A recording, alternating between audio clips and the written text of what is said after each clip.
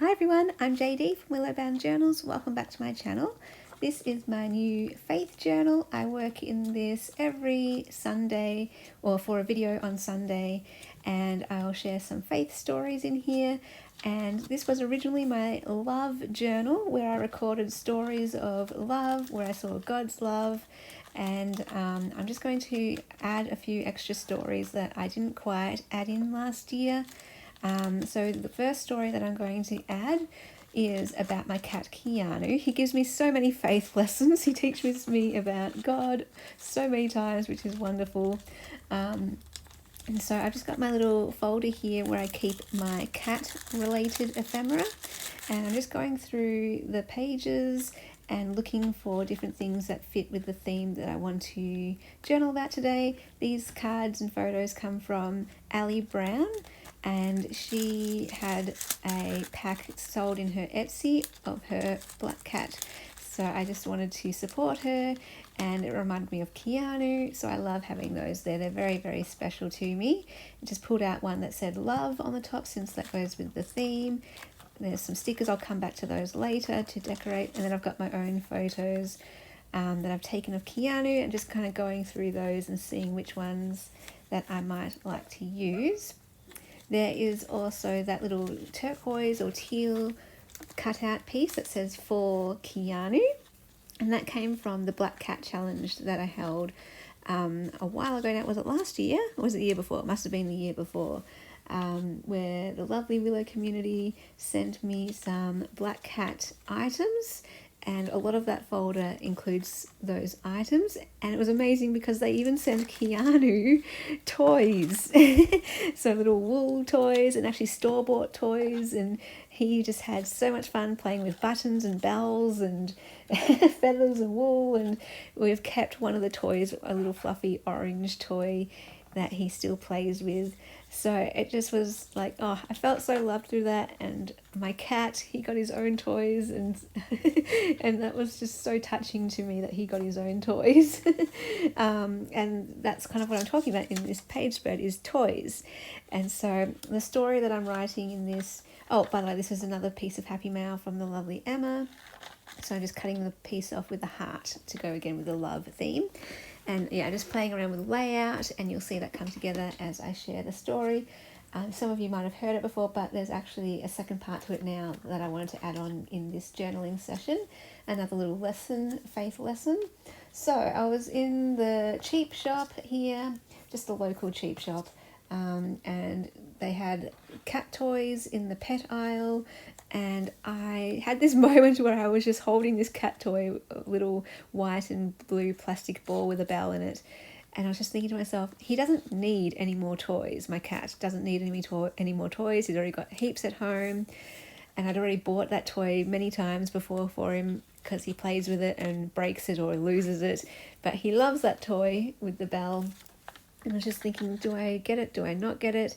And then I just felt God say to me, hey, you don't need more stuff either, but I still love giving you gifts because I know it delights you, and I love seeing you smile, and I will always give you gifts for the rest of my life, for the rest of your life, because I just adore you, and it gives me great joy when I see you smiling and delighting in the gifts that I give you, the good gifts. And in that moment I was just like, oh, all right, God, thank you, thank you. A bit of a slap in the face, one of those moments where I had to kind of humble myself and kind of take that. And so I ended up buying the little gift, the little ball for Keanu, and just taking full pleasure in his pleasure. Rather than feeling guilty, feeling bad about it, judging myself for it or anything like that.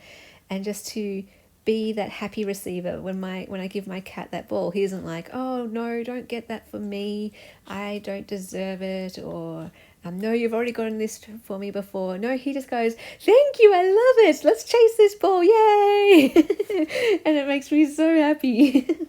So yeah, it's a lovely lesson of how to be a giver, how to be a receiver, and just enjoying the good gifts and all that kind of thing. And so yeah, I'm just going to write that story down here.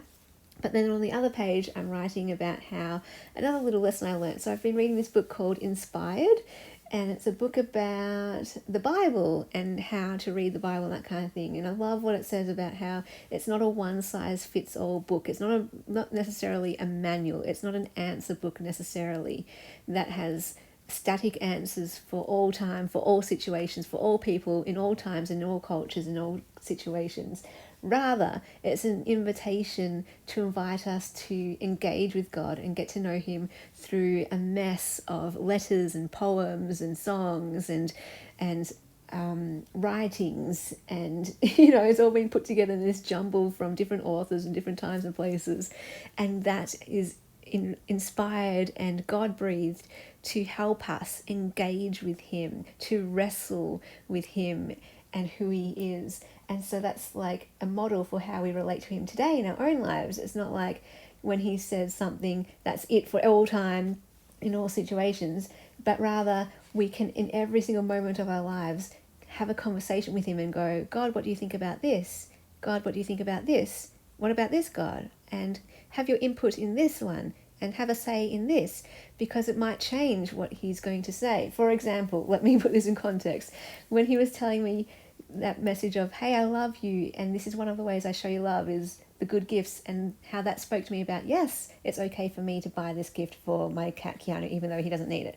That doesn't apply to all situations. In another situation, perhaps that money would have been better spent somewhere else, to give to someone else maybe, or to meet some other need. So it's not just a blatant rule in all situations, always go all out on your cat in every single situation. No. It's a constant dialogue, moment by moment. In this situation, is that the wise thing to do, or is this money better spent in some other situation? It doesn't take away the lesson that He loves me, but He can show love in different ways, and we can spend our money in different ways. And that's what I mean by we can be in constant dialogue and conversation with God moment by moment and come up with a different answer for what the right thing to do is in that time. And it's not just like black and white, this is it for all time, all situations. No, it's a dynamic, living, breathing relationship. And I love this quote about how what is wise in one situation could be folly in a different situation. Like the example of, sometimes it's right to speak, sometimes it's right to be silent. It's not be silent all the time, it's not be vocal all the time. It depends on the situation and being in that dialogue with God. What's right in this situation? Do I be vocal? Do I be silent? And I love that, how it's an active relationship where we're constantly engaging day by day, moment by moment.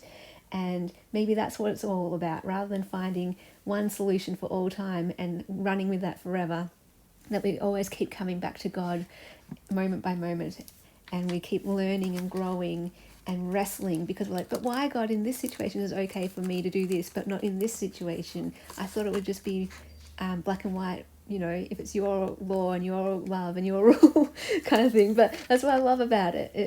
And you see that in the Bible all the time. In some, He says, like, don't lie, but then He honors people who are lying for saving people's lives. For example, He says, obey the rules of the land, the laws of the land, but then He honors people who go against those laws when it hurts people.